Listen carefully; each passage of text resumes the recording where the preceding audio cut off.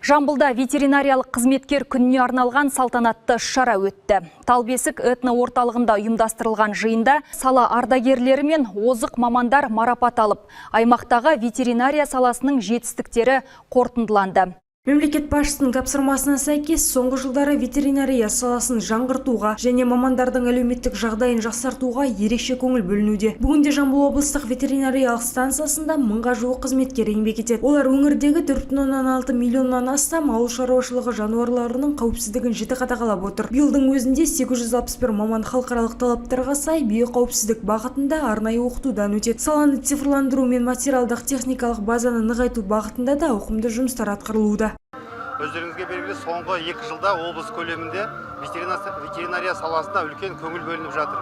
Атап айтатын болсақ, 100 дана жаңа автокөлік, НИВ автокөлігі берілді бүгінгі күнге.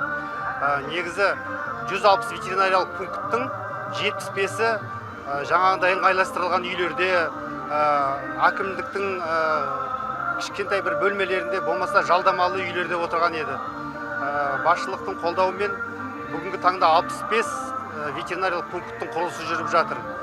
Мерекелік шара аясында ветеринария саласының дамуына үлес қосып жүрген бірқатар мамандар арнайы төсбелгілермен, министрлік марапаттарымен және алғыс хаттармен ұлықталды. Олардың қатарында ауылдық жерлерде еңбек етіп, өз ісінің шебері атанған жас мамандар мен тәжірибелі меңгерушілер бар.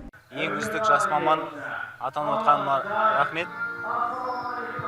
Бізде Мойынқұмда ауылды жерлерде бүкіл жағдай жасалып жатқанына көп алғыс айтамыз. Жұмыс істеп жатырмын, 140 жылға. Малдары келіп, рахмет басшыларға біздің еңбегімізді бақытып, министрдің марапатын беріпті. Біздің бүгінгі мереке құтты болсын, денсаулығымыз құтты болсын, аспанымыз ашық болсын. Рахмет бәрі.